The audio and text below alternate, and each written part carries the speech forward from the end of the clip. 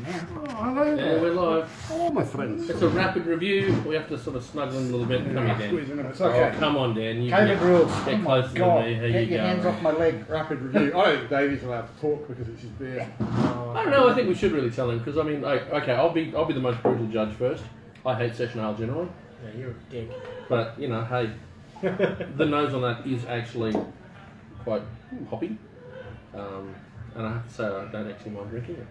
Excellent. So, as I said, for someone who doesn't like That's session a ale, compliment. that's Yeah, a that's compliment. excellent. Thank you. I think it's pleasant. I love the Kvike twist. Right. So this uses the Kvike yeast. It's the Norwegian specialty yeast that has crazy tendencies, throws out some slightly different flavours, and I think that's makes for an interesting beer. It's the other thing is that I know you and Benny have been using it for a couple of years now. I feel like the beers I've tried, I've been getting better and better. Yeah. Like this one feels much more dialed in, more balanced. Sometimes they seemed like they maybe hadn't attenuated as much, and so it was like a little bit on the sweeter side, whereas this feels much more like got it right in Is the this spot. one that brings the orange into the beer or not?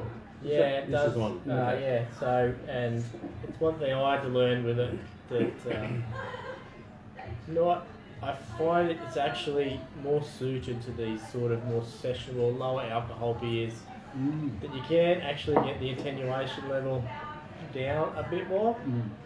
Question? Yeah. What's attenuation? How much of the yeast, sugars are eaten by the yeast. Oh, okay. So Yeah. you're not fermenting dry then generally? You're actually leaving some sugar in there or? No, yes, there'll definitely be some sugars left in the beer. Okay. Yeah, otherwise it'll just be. So the beers that you age forever and ever and ever, Yep. the big, strong, dark ones, what's actually happening in that maturation process is that the harder to ferment sugars are very, very slowly being eaten away by the yeast. It's like different bits can access it that take a really long time. It's almost, I don't know how you put it, it's as if there's a maze in there, and if you leave it long enough, it can get all the way to the end of the maze.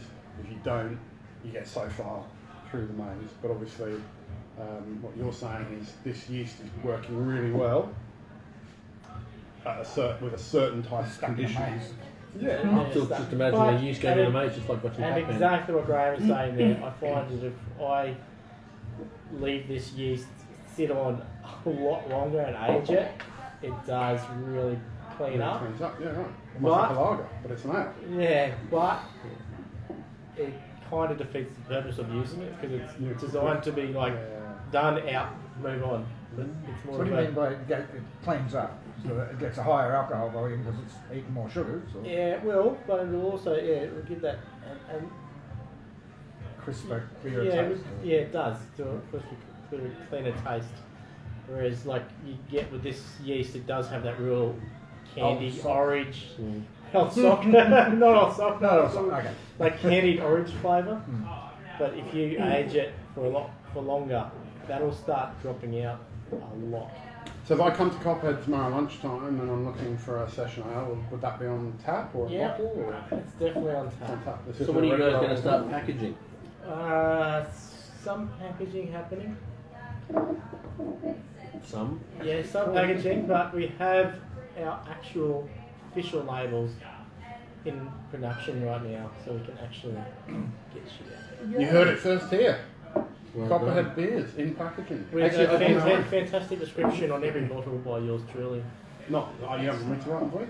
I'd love you. I'd love that. That'd be fantastic. Davey said he. I do actually have a question in regards to, we were talking about Pilsners in there before. Does it matter the strain of yeast that you use in Pilsners? Yes. It does. So therefore if you use something like that strain of yeast into a Pilsner, it would no longer be called Pilsner. Never you call it Pilsner. I've done a Pilsner with that yesterday. Don't tell anyone. Yeah. Did you leave it longer so I got that clearer? No. Crisper? I did. But, yes. I mean, but again, that's that whole thing around marketing versus appellation style classification. Pilsner's almost like an appellation, isn't it? You know, it has to be cold stored lager style, and it uses a particular type of yeast and so on and so forth for it to be called a Pilsner. But anyone could just write pills on their lager. Oh, that's or right. their ale. It's like if you look at the American lager description, nowhere in that does it say you have to use a lager yeast.